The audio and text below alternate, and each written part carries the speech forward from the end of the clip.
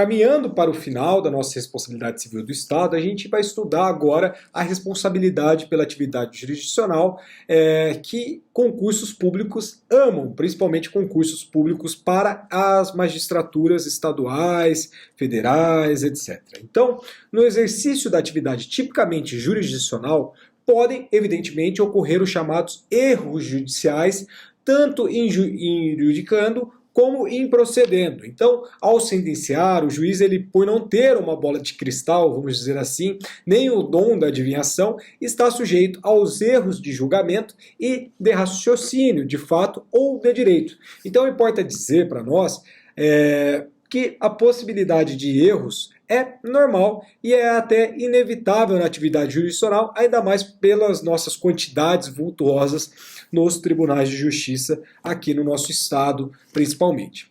Então, é justamente para evitar ou corrigir esses erros que a lei prevê os recursos, né? Então, por vezes, até em números muito excessivos, por mais que o nosso Código de Processo Civil tenha feito um esforço gigantesco para diminuir esse número de recursos.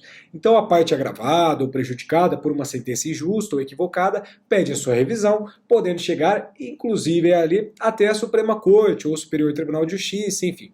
Então, mais uma vez esgotados todos esses recursos, a coisa julgada se constitui em um fator inibitório da responsabilidade do Estado, que tudo fez dentro das possibilidades humanas para prestar uma justiça justa e correta. Então existe uma discussão longa, histórica, acerca dessa irresponsabilidade ou a ausência de imputação de responsabilidade para o Estado das atividades jurisdicionais. Mas a gente vai verificar que isso evoluiu um pouco, principalmente com a nossa Constituição de 1988, a gente vai entender o porquê desse entendimento predominante no sentido de só poder o Estado ser responsabilizado pelos danos causados por atos judiciais típicos nas hipóteses previstas dentro do artigo 5º, inciso 75 da Constituição Federal.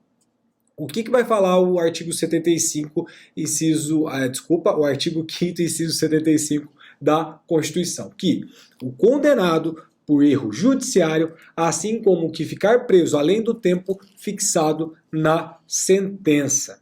Nesse caso, por erro judiciário, deve ser entendido o ato jurisdicional equivocado e gravoso a alguém, tanto na órbita penal como civil. Ato emanado, portanto, da atuação do juiz, que é uma decisão judicial, no exercício dessa função, que é a função jurisdicional.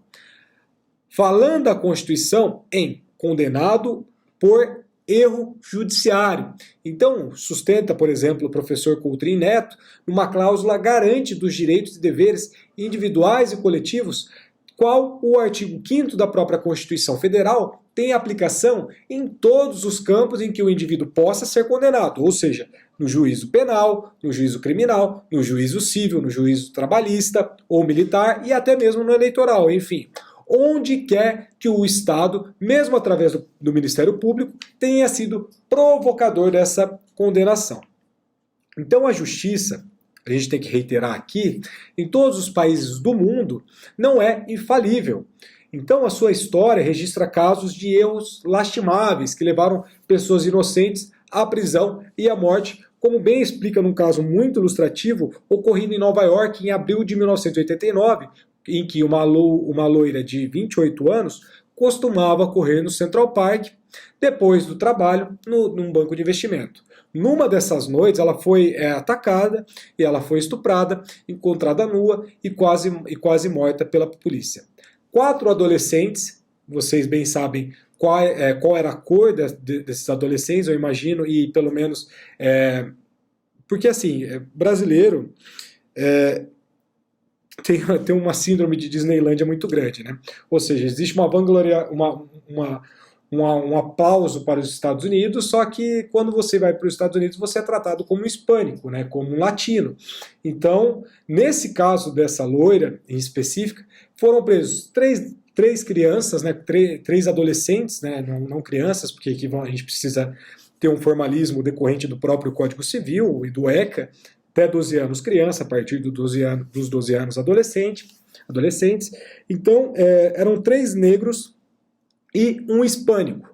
A média de idade desses 4 adolescentes era entre 14 e 15 anos, moradores pobres de um conjuntos habitacionais num bairro muito famoso ali em Nova York, que é o Harlem. Eles foram presos e rapidamente condenados sob uma forte pressão da empresa, dos políticos e dos nova-iorquinos, tá? O presidente também acabou fazendo uma confusão acerca dos nova-iorquinos, né? Chocados com mais uma história de violência e, enfim, é lastimável esses episódios, né?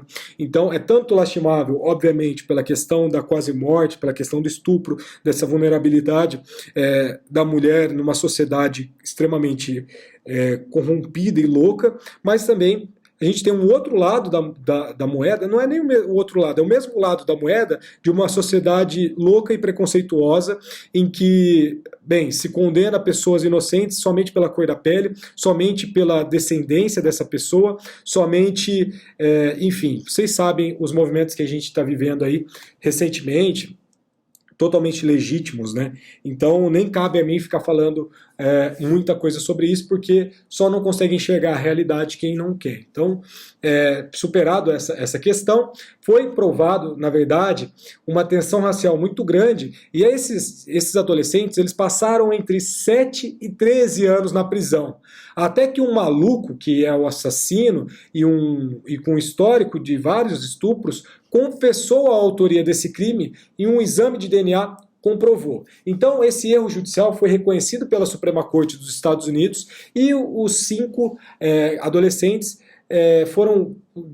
ganharam, vamos dizer assim, acho que não tem nenhuma compensação financeira suficiente para você perder anos da sua vida, e agora no momento de confinamento que a gente está em casa, a gente valoriza a liberdade mais do que tudo, né? Todo mundo quer sair, ninguém quer respeitar, enfim. Então, nesse caso, cada adolescente ganharam, né, $1 milhão para cada ano de injustiça. Esse caso ele está narrado numa série do Netflix.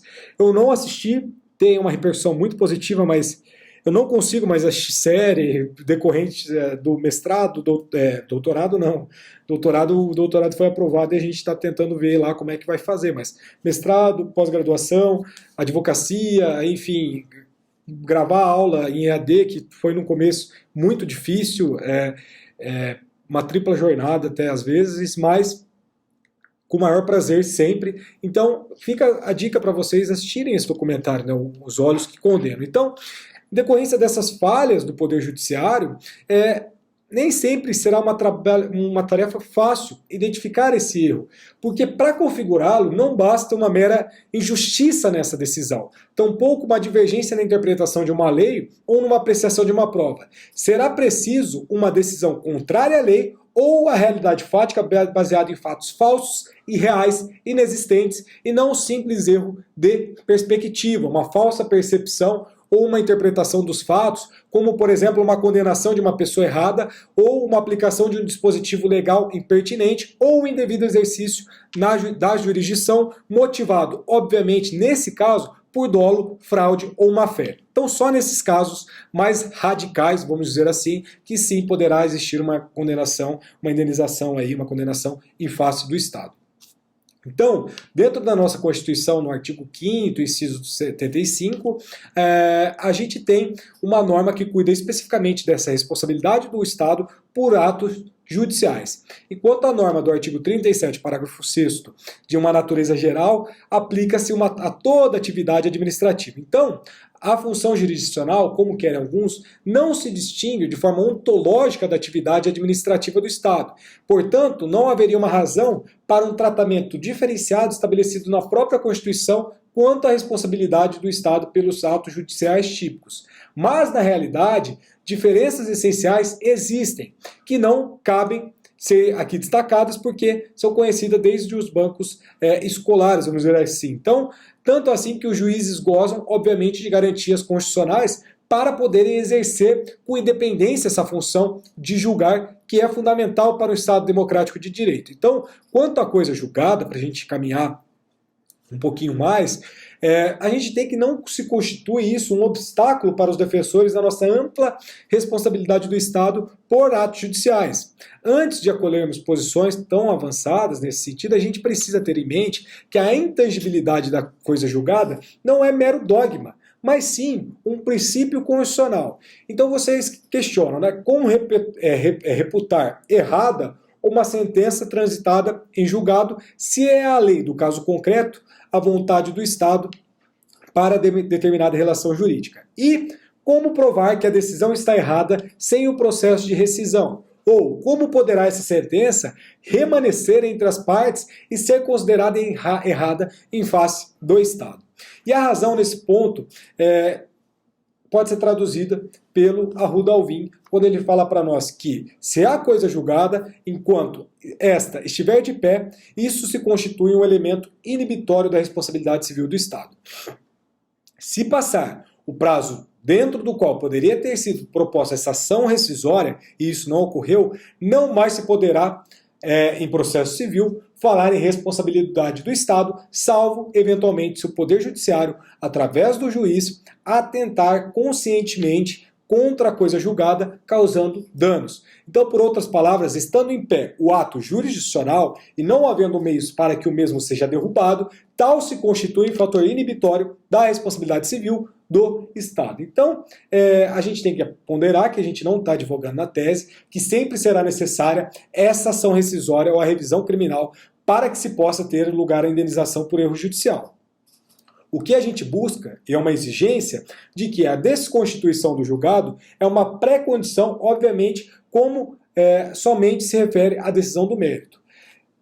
Alguns casos poderão ocorrer em que o erro judicial fique desde logo evidenciado, tornando possível uma imediata ação de indenização, como, por exemplo, o excesso de tempo de prisão por omissão, o esquecimento ou o equívoco.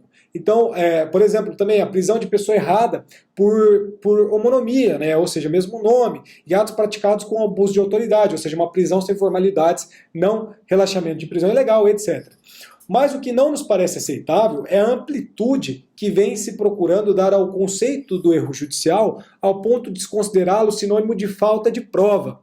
Então, o benefício da dúvida que no direito penal leva à absolvição do réu no indúbio pro réu não tem um condão aqui para nós de servir de fundamento para a reparação civil. Então, a falta de prova não é sinônimo de erro judicial, nem mesmo em sentido lato.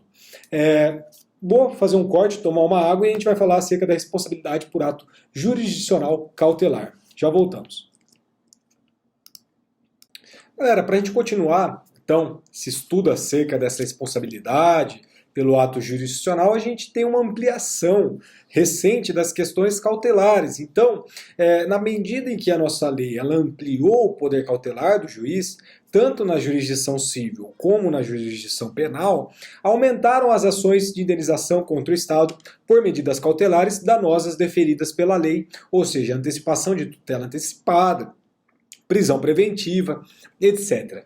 Também aqui, por se tratar de ato judicial típico, ou seja, o efetivo exercício da função jurisdicional, a gente tem que entender que o Estado só poderá ser responsabilizado se ficar provado o erro judicial ou o abuso de autoridade, a ilegalidade do ato e não bastando a mera absolvição por falta de prova, tá? Então, decretada a medida nos termos e nos limites estabelecidos pela legislação, não há como responsabilizar o Estado, ainda que gravosa, ao seu destinatário. Por quê? Porque não há nenhuma ilicitude no ato. Pelo contrário, existe um exercício regular do direito. Então, o direito e o ilícito são antíteses absolutas.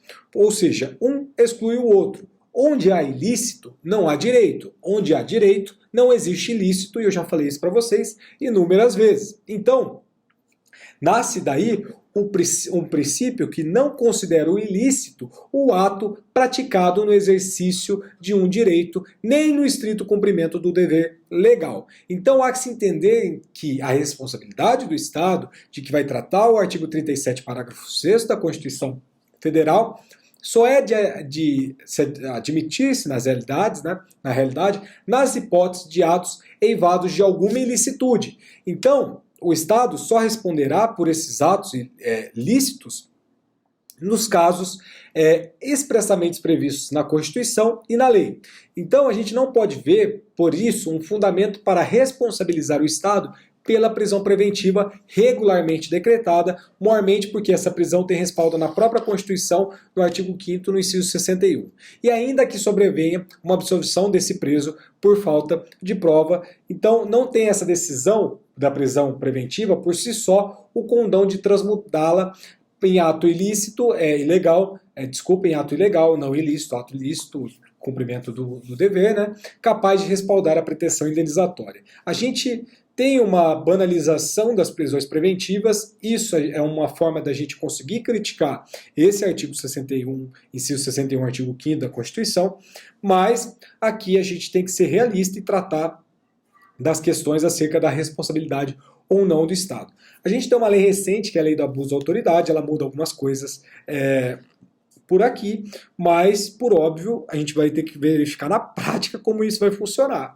Como a gente não tem ainda jurisprudência, nada nesse sentido, fica assim, beleza? E a doutrina liberal, que passou a ver em tudo fundamento para uma responsabilização do Estado, além de dar ao artigo 37, parágrafo 6 da Constituição, uma interpretação ampliativa, sem um indispensável cotejo ali com os outros dispositivos da nossa própria Constituição, acabará por inviabilizar a distribuição da justiça. Então, se cabe indenização por danos morais e faz, por exemplo, de uma prisão preventiva, quando o réu venha a ser absolvido por falta de provas, por que não caberia também pelo fato de ter sido processado ou ainda quando o inquérito criminal venha a ser arquivado? Então, a gente precisa interpretar muito bem e ter muita responsabilidade no que a gente fala. Então, tal como a prisão, o processo ou o inquérito, eles causam aborrecimento, vexame e preocupação. Então a gente não pode ter dois pesos e duas medidas distintas. Então a gente precisa ter muita responsabilidade,